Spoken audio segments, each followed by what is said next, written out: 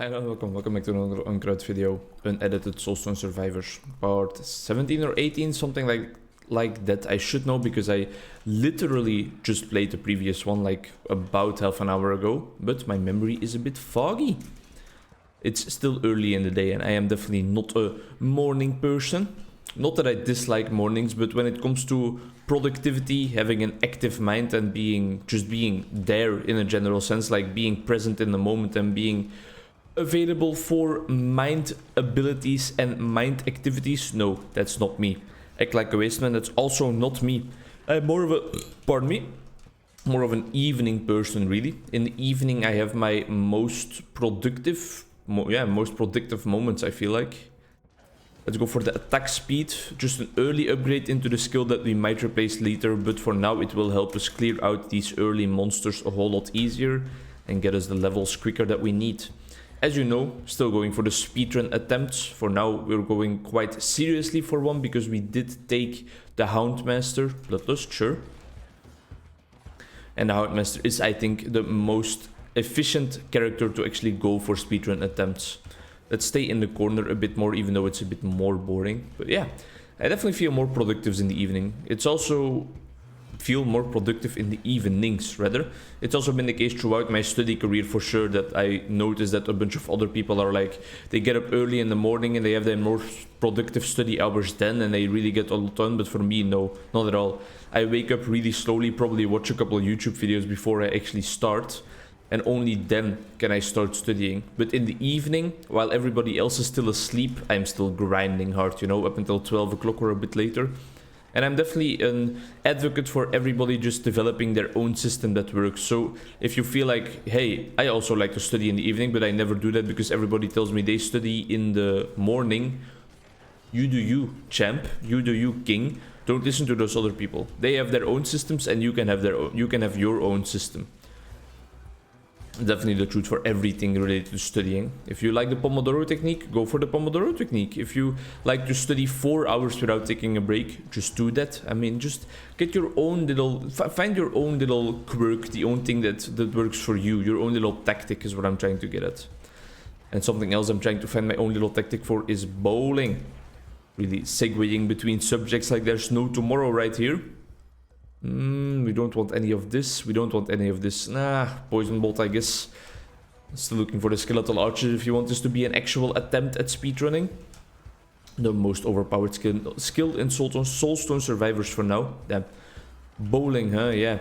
I've come to terms with the fact that I am not the strongest person in the world, so I am not gonna have the hardest thrown balls out there, that's for sure. And that's why I am focusing way more on aim and on technique instead of raw power, and it's serving me well.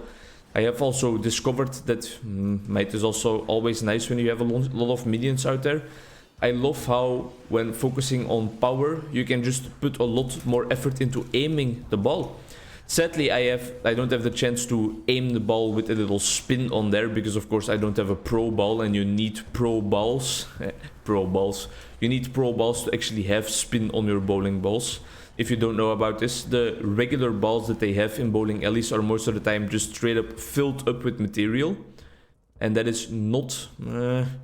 Shadow Bolt. Oh, I didn't mean to pick Subdue. Alright, runs over. The balls are just filled up to the brim with material to make them heavier. And sure, that's nice to make them heavier because that gives you a lot more pin action if you can throw harder. But it also means that they don't have that much spin action to them. And spin action is only achieved once you get those pro balls which have asymmetrical weighting objects in them. They make sure that skeletal warriors are bad. I just picked multicast for Subdue, I guess, so now it's gonna be our main skill. The pro bowling balls actually have some of the techniques in them, some of the mechanics in them actually to help you utilize their spin to actually give the ball a nice hook. Do we want to get rid of Subdue? I don't think we want to. Let's get rid of Poison Bolt. Even though I think we already picked an upgrade for that as well in the past. Either way though. Banish the Behemoth. Let's go for Doom, because that's always handy in killing the Lords. And I would definitely love to try throwing one of those pro balls one day. I don't want to just buy one. I don't think I'm that invested into the bowling hobby yet to just go out and spend money like that, because I presume it's gonna be quite an expensive purchase. Sure, subdue is our main skill, as I said. But I'm thinking about next time I am at the bowling alley, and if I see a pro player there, or somebody that has their own pro balls at least, to ask them like, hey, can I give this one shot? I want to get a feel for it, for how the spin actually works, because getting that spin on there is the best way for you to get a perfect strike, which is what happens when you really hit the pocket in the 10 pins at the exact right manner, which is a little, just like you curve, if you're right-handed, you curve it a little bit to the right and then curve it back to the left with the hook of your ball, so that it hits the first pin at like a 6 degree, 3 degrees to 6 degrees. That's the pocket you're aiming for. And if you get that and you then get a strike, that's what's called a perfect strike, because that has been thrown in the most efficient manner to get consistent strikes. I'm teaching you all kinds of bowling trivia today. I hope you enjoy it. If you don't enjoy it, I don't care. My video. You can watch someone else. You can go watch XQC for all I matter. Just gamble his life away. Is he still gambling? No idea. It's been a large controversy on Twitch, on the streaming platforms lately, whether gambling should be allowed or not. And I think they recently banned all forms of gambling, right? Which I think is just a great move. You saw all these content creators getting sponsorships on sponsorships on sponsorships just to gamble away. Literally millions of dollars they were just receiving to gambling away, while their audience is mostly kids most of the time. So it's not a good look, you know. It's not what you want to advertise to kids, gambling, because it can really ruin your life in an addiction sense, but also in a non-addiction sense. You can just lose a whole lot of money before you actually realize what the hell is going on.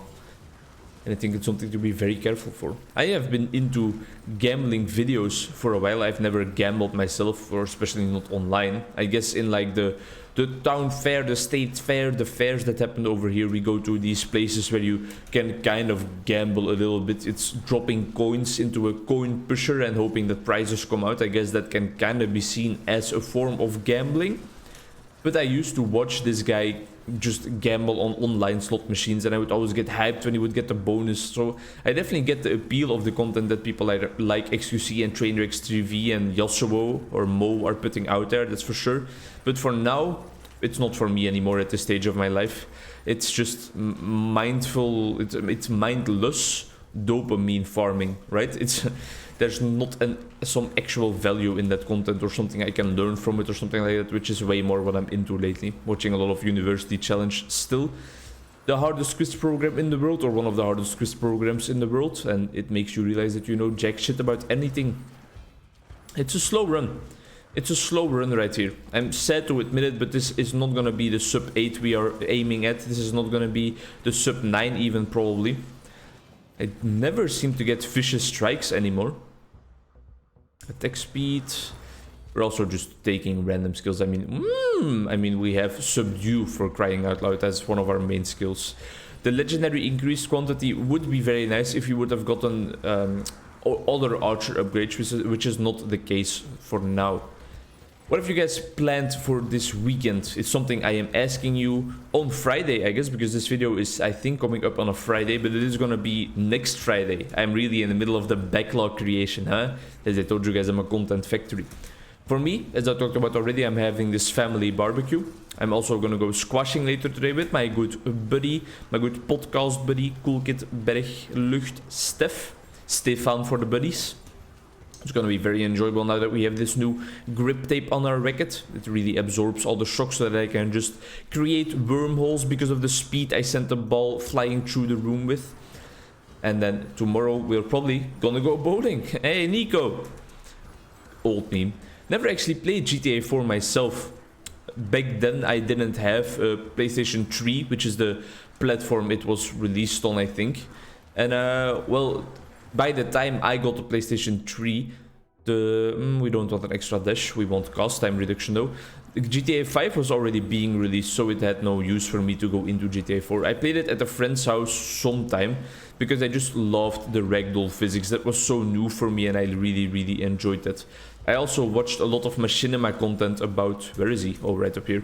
Watched a lot of machinima content about GTA 4, especially the Ben Booyah, I think the videos were called, which were just gems for their time. They were just like regular old stunts and funny moments, montages, but back then this was such a new concept. This is really 10 years ago, possibly even more than 10 years ago already, and I really enjoyed that. Just the ragdoll physics were the main selling point for me back then. I was an easy video game enjoyer. They didn't have to do much to impress me, and as evidenced by me playing this game for 17 episodes in a row already, me playing games like Scala and Baxo Simulator, that still is the case. I don't need a lot to be entertained. Are you not entertained? Yes, I am. Yes, I am. Even if the game looks like a piece of hot trash with just 10 pixels, I still might enjoy it quite a lot if the mechanics are great. I would enjoy a whole lot of more games if I got the PC upgrade in there though. Patreon supporters, where you at? Where you at? Increased protection for the skeleton mages, thank you very much. We might still get a sub 10 in there. It's not gonna be a sub 9, it's definitely not gonna be a sub 8, but we could still go for the sub 10. And then on Sunday I will just be coming back to this home. At Tuesday I will know something about whether I will be starting at the job where I applied for or not. And it's all very exciting stuff. Already talked a lot about that in the last episode though, but the anecdote train has been running a bit dry for me lately. Well, has it? I mean, I think I'm just still... This might surprise you, but I think I am still in the learning phase of doing this type of commentary. The unedited, continuous ramble commentary. And that reminds me of a topic to talk about, and that is Northern Lion, who is the master of that type of content because he never edits any of his videos, coming back to The Binding of Isaac, to his career suicide endeavors, to the game that has made him big, the game that has made him well known, and the game that I know him for, or have known him for forever. The game I used to fall asleep to while he was playing it. He has been putting out Isaac videos again. And I don't think it's gonna be a full resurgence. I don't think it's gonna be daily uploads yet again for Isaac for another 1000 episodes, but it was just so enjoyable. I don't know if it was the nostalgia speaking or if I actually just miss it, or if it was just still enjoyable content and a great game, or all of those factors combined. That's also a possibility, but I really enjoyed looking at that, watching my buddy Mr. Eggman enjoy himself a bit again in The Binding of Isaac Repentance. Everybody, welcome back to another episode of The Binding of Isaac Repentance Afterbirth plus Antibirth. Just a legend in the YouTube landscape and a legend in my heart for eternity and ever. Not sub 10, huh? 9 seconds too slow. That's too bad. Still 10 minutes is a respectable score. When the game does hit early access, I'm not going to be short on materials, by the way. I'm going to be able to fill in this rune tree immediately, which is not true at all. I'm going to have to play a lot more. But if there is something that needs minor soulstones, I'll be your guy. 700,000, almost 800,000. I have quite a savings account here. Don't tell anybody. Yeah, I might have to deposit in somewhere in Switzerland, you know. Thanks a lot for watching. Don't report my fraud to the IRA, please, and I hope to see you in the next one. Bye-bye.